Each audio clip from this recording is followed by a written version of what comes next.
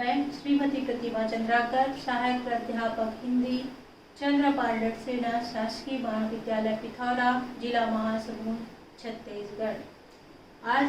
आज मेरे व्याख्यान का विषय है एमए हिंदी साहित्य, तृतीय सेमेस्टर, प्रथम प्रश्न पत्र, साहित्य के सिद्धांत और आलोचना शास्त्र के अंतर्गत टॉपिक है, शीर्षक है काव्य हेतु।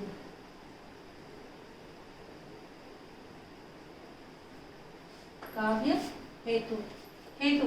हेतु का शाब्दिक अर्थ होता है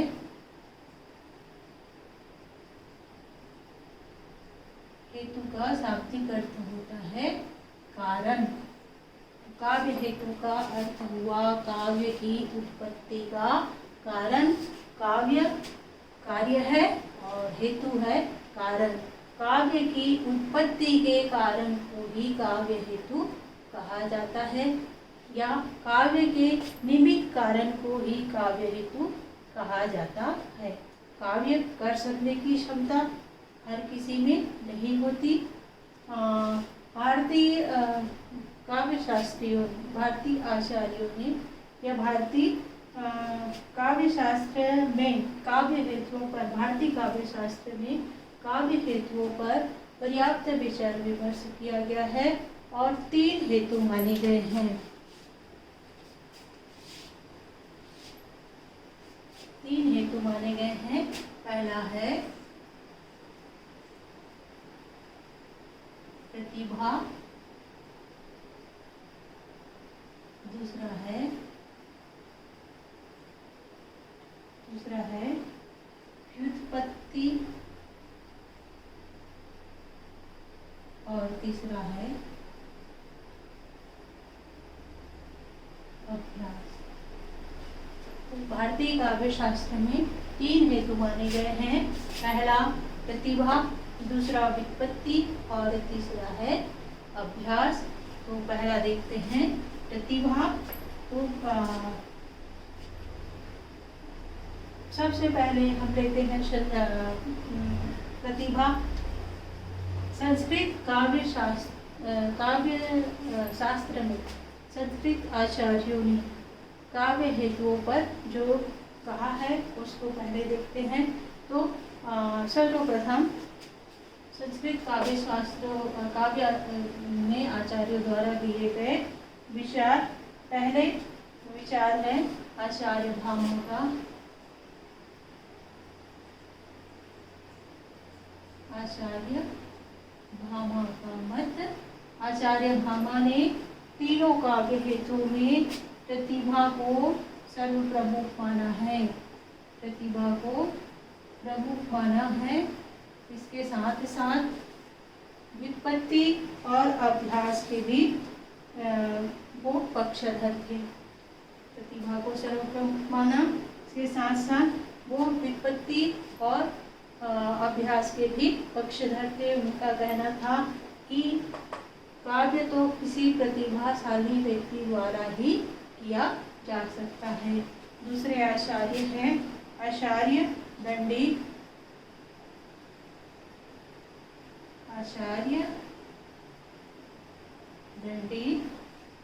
आचार्य दंडी का मत आचार्य भामा के ग्रंथ का नाम था काव्यालंकार। आचार्य भामा ने अपने ग्रंथ काव्यालंकार में काव्य हेतुओं पर पर्याप्त विस्तार से चर्चा की है, जिसमें प्रतिभा को उन्होंने प्रमुख माना है। आचार्य दंडी के ग्रंथ का नाम है काव्यादर्श। आचार्य दंडी के ग्रंथ का नाम क्या है? आचार्य दंडी के ग्रंथ का नाम है काव्यादर्श। और काव्यादर्श में आचार्य दंडी ने 3 हेतु बतलाए हैं। प्रतिभा, पहला प्रतिभा, दूसरा आनंद अभियोग,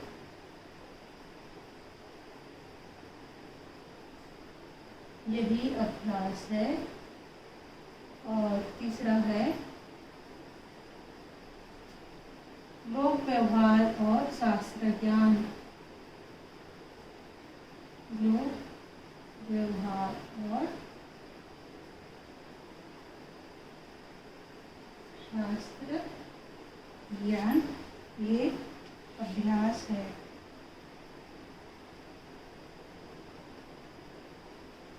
तो आचार्य दंडी ने अपने ग्रंथ काव्यादर्श में काव्य हेतु पर विचार करते हुए 3 प्रकार के काव्य हेतु बताए हैं। प्रतिभा, आनंद, अभियोग, जिसे अभ्यास नाम दिया आचार्य वामन ने, और तीसरा है लोक व्यवहार और शास्त्र ज्ञान, जिसको हम व्युत्पत्ति कह सकते हैं। व्युत्पत्ति कहते हैं।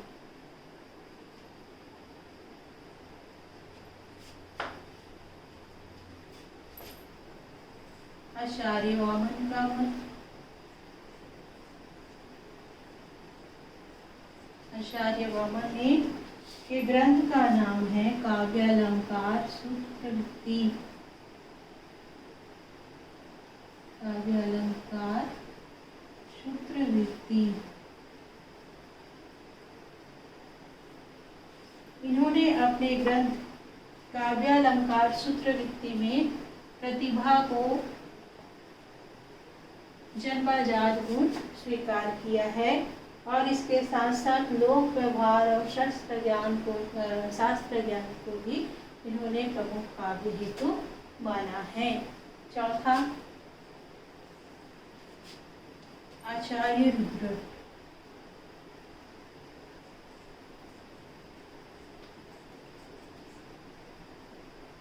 आचार्य रुद्र। आचार्य रुद्रट के ग्रंथ का नाम भी काव्यालंकार है।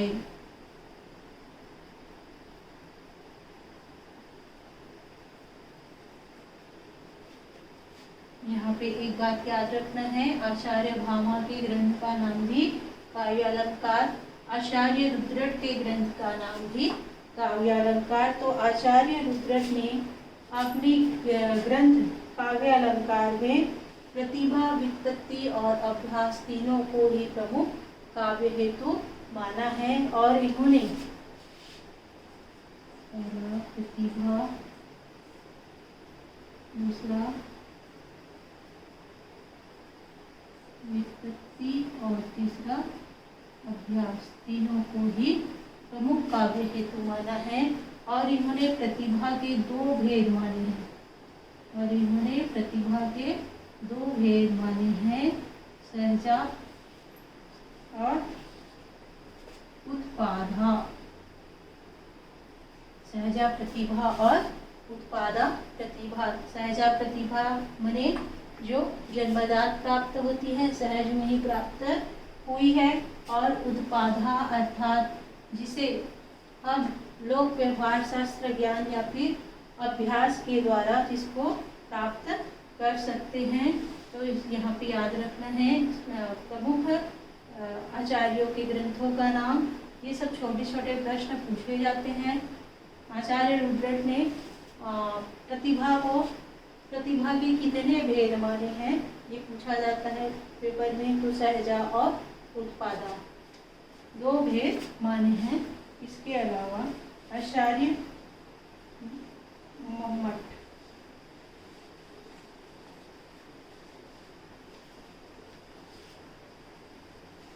अगले आचार्य है आचार्य मम्मट।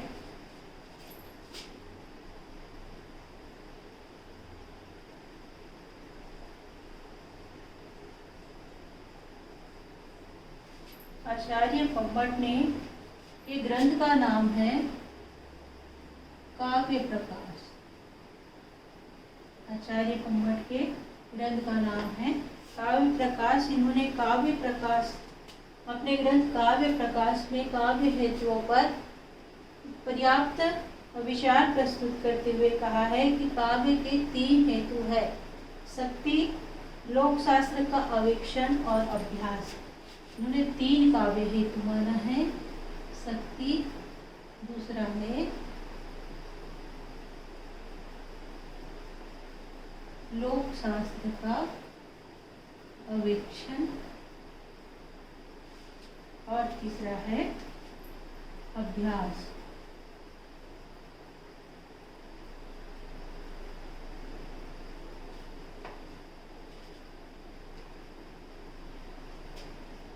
इन्होंने शक्ति को ही बीज रूप में माना है। शक्ति ही काव्य का बीज संस्कार है, जिसके अभाव में काव्य रचना नहीं हो सकती। यहाँ पे अन्य आचार्यों ने जिसे प्रतिभा माना है, उसे ही आचार्य मम्मट ने शक्ति कहा है। शक्ति कवित्व बीज रूपम, इनके बारे में शक्ति कवित्व बीज रूपम कहा है। बीज रूपा, शक्ति कवित्व बीज रूपा, ये आचार्य मम्मट ने कहा है। और इसको लोक शास्त्र का अवेक्षण और अभ्यास के द्वारा निखारा जा सकता है। अगले आचार्य हैं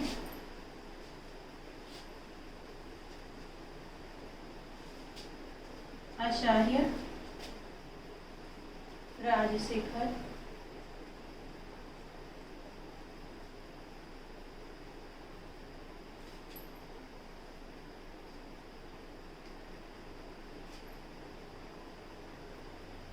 इन्होंने प्रतिभा और व्युत्पत्ति दोनों को ही समान रूप से काव्य हेतु स्वीकार किया है। इन्होंने कहा है प्रतिभा व्युत्पत्ति मिश्र समवेते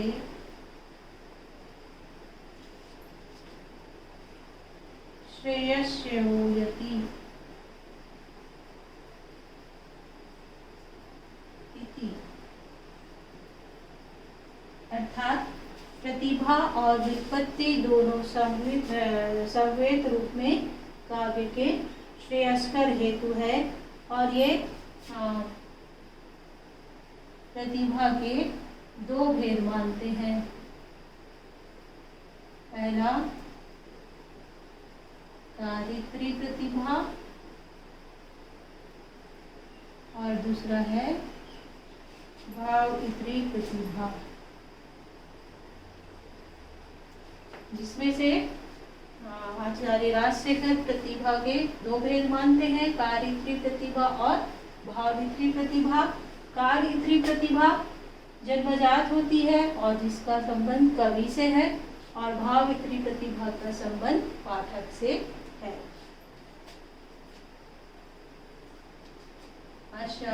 पंडित राज जगन्नाथ, आचार्य पंडित राज जगन्नाथ,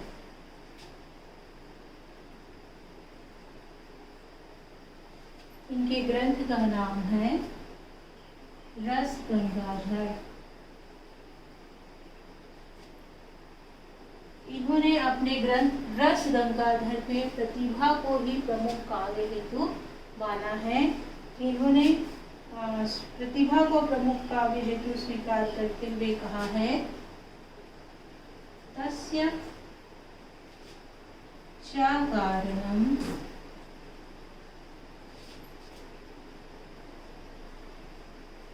कवि का केवलम प्रतिभा।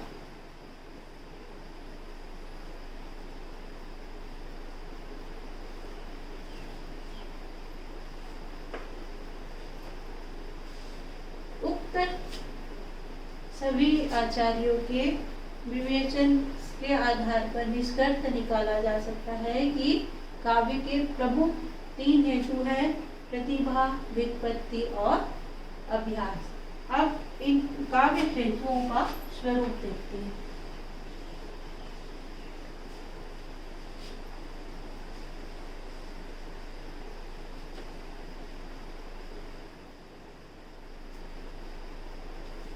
काव्य हेतु का स्वरूप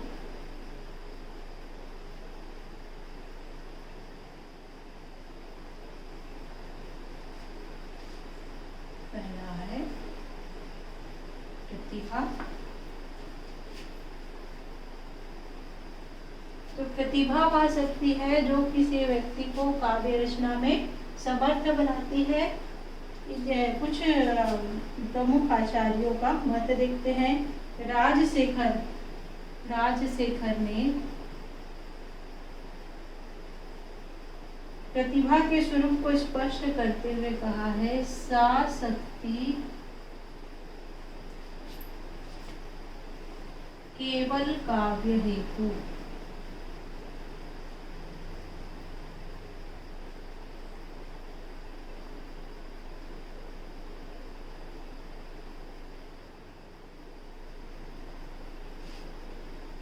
प्रतिभा ही काव्य करने में, काव्य रचना करने में समर्थ बनाती है। आचार्य भट्ट तिथि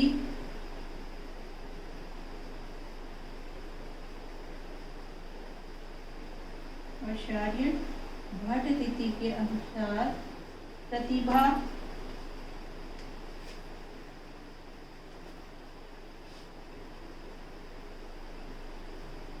प्रज्ञा नवों में सालनी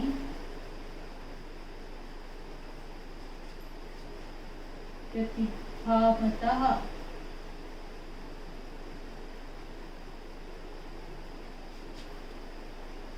अर्थात प्रतिभा उस प्रज्ञा का नाम है जो नवों में सालनी है। आचार्य मम्मट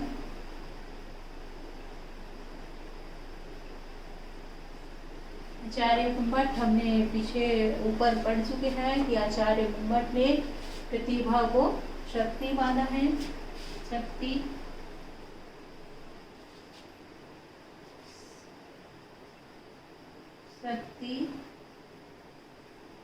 कवित्व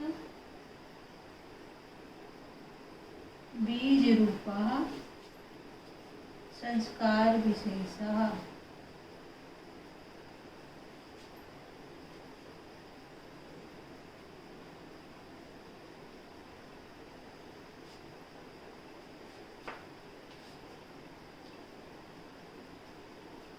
शक्ति काव्य का बीज रूप स्वीकार करते हैं आचार्य मम्मट। इसके बिना काव्य की रचना नहीं हो सकती है। तो निष्कर्ष रूप में प्रतिभा का स्वरूप स्पष्ट करते हुए हम किस निष्कर्ष पर पहुंचते हैं कि प्रतिभा प्रमुख काव्य हेतु है। प्रतिभा जन्मजात होती है। प्रतिभा नवों सालनी है। प्रतिभा काव्य का बीज रूप है। और प्रतिभा क्या है, नाना प्रकार। यहाँ पे आचार्य कुंतक का भी मत है प्रतिभा के संबंध में। आचार्य कुंतक में क्या है कि जो शब्द और अर्थ में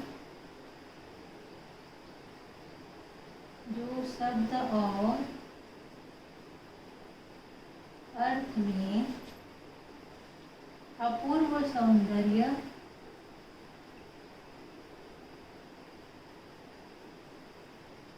सौंदर्य की सृष्टि करता है।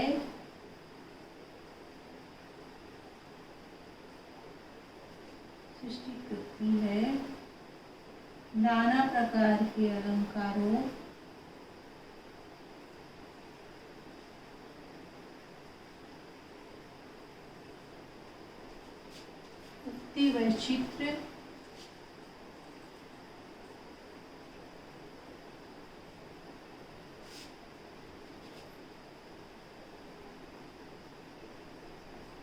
वैचित्र आदि का विधान करती है।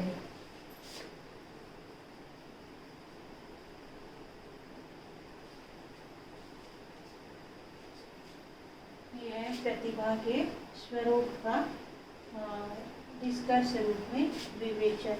अब हम देखते हैं प्रतिभा के आचार्य दंडी ने प्रतिभा के दो भेद माने हैं, सहजा प्रतिभा और उत्पादा प्रतिभा। उसी तरह आचार्य राजशेखर ने प्रतिभा के दो भेद माने हैं, कार्य प्रतिभा और भावित्री प्रतिभा। अब हम देखते हैं दूसरी काव्य हेतु विपत्ति।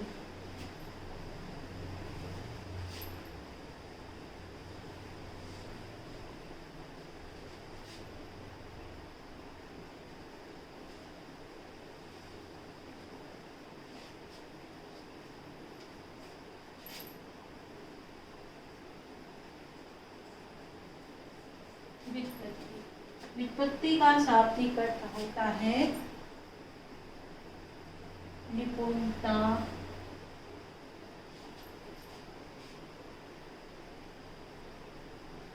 पांडित्य या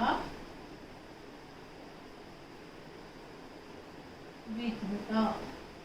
निपुणता, पांडित्य या विद्वता।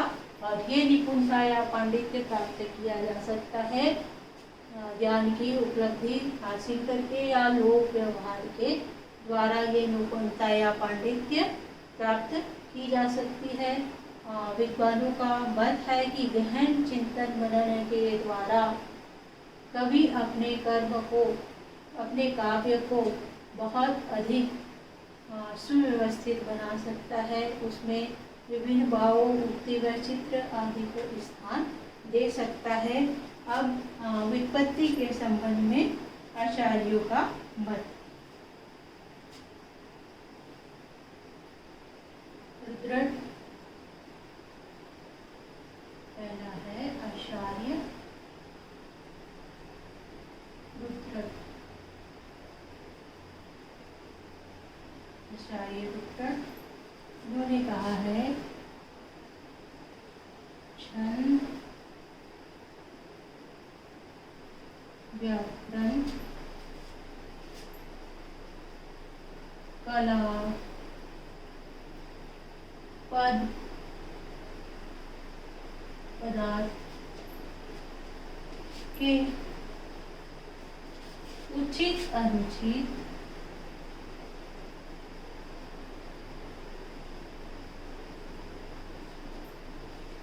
अनुचित सम्यक ज्ञान ही उचित अनुचित का सम्यक ज्ञान ही व्युत्पत्ति है।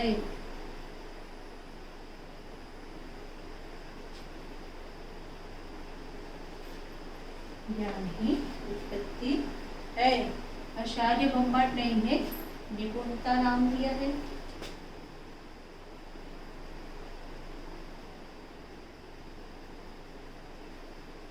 राजशेखर, आचार्य राजशेखर कहा है कि उचितानुचित विवेको व्युत्पत्ति।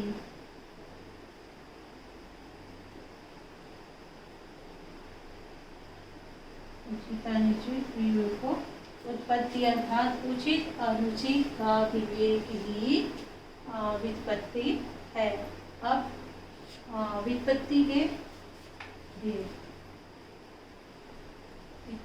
के दो प्रकार माने गए हैं व्युत्पत्ति के, शास्त्रीय और लौकिक।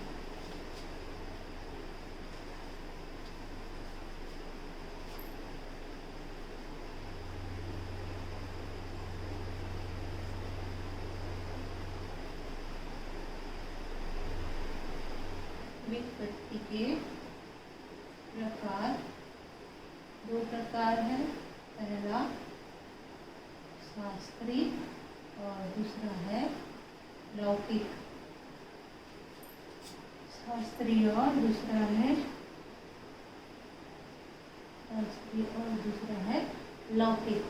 शास्त्रीय शास्त्र के ज्ञान से, शास्त्री ने शास्त्र के ज्ञान से प्राप्त किया जा सकता है, और लौकिक मने लोक व्यवहार के ज्ञान के द्वारा प्राप्त किया जा सकता है। और लोक और शास्त्र का अध्ययन ही कवि को त्रुटियों से बचाता है। लोक का ज्ञान, शास्त्र का ज्ञान, देश का ज्ञान, भौगोलिक ज्ञान आदि के द्वारा ही कविता तो कवि काव्य जो है वो त्रुटि से बचा रहता है। और कविता में त्रुटि या काव्य में त्रुटि होने की संभावना कम रहती है। अब तीसरे हेतु अभ्यास।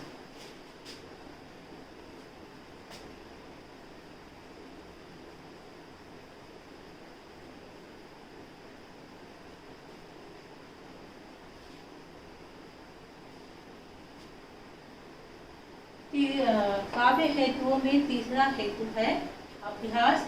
अभ्यास को महत्व देते हुए वामन ने कहा है, वामन का यहाँ पे मत है कि अभ्यासो ही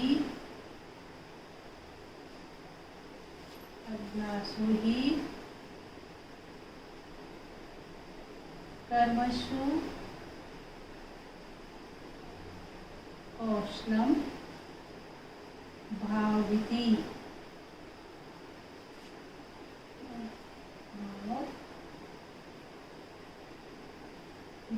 अर्थात अभ्यास के द्वारा ही कवि कर्म में कुशलता प्राप्त की जा सकती है। अभ्यासो ही कर्मसो ही कौशलम भाविति, अर्थात अभ्यास के द्वारा ही कवि कर्म में कुशलता हासिल की जा सकती है, कुशलता प्राप्त की जा सकती है।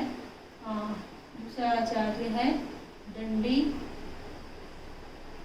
दंडी तो तीनों काव्य हेतु में अभ्यास को ही सर्वप्रमुख मानते हैं। दंडी का मत है कि यदि किसी व्यक्ति के पास प्रतिभा और विपत्ति नहीं है तो वो अभ्यास के बल पर ही काव्य में निपुणता हासिल कर सकता है। कवि कर्म में जिनको दंडी कहते हैं कि जिनको भी अपना यश चाहिए उन्हें सरस्वती की उपासना करना चाहिए और निरंतर अभ्यास के द्वारा कवि कर्म में लीन रहना चाहिए और उन्हें सफलता अवश्य मिलेगी। और एक कविता तो बहुत ही विभत्स है अभ्यास के संबंध में। करत करत अभ्यास के जड़मति होत सुजान, रसरी आवत जात ही सिर पर परत निशान। करत करत अभ्यास के जड़मति होत सुजान, रसरी आवत जात ही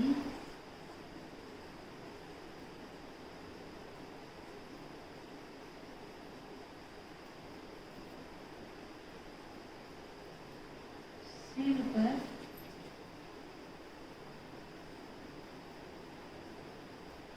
परत निशान। उपयुक्त विवेचन के आधार पर हम कह सकते हैं कि प्रतिभा, विपत्ति और अभ्यास प्रमुख काव्य हेतु है और प्रतिभा जन्मजात होती है जिसे विपत्ति और अभ्यास के द्वारा निखारा जा सकता है। ये थे काव्य हेतु।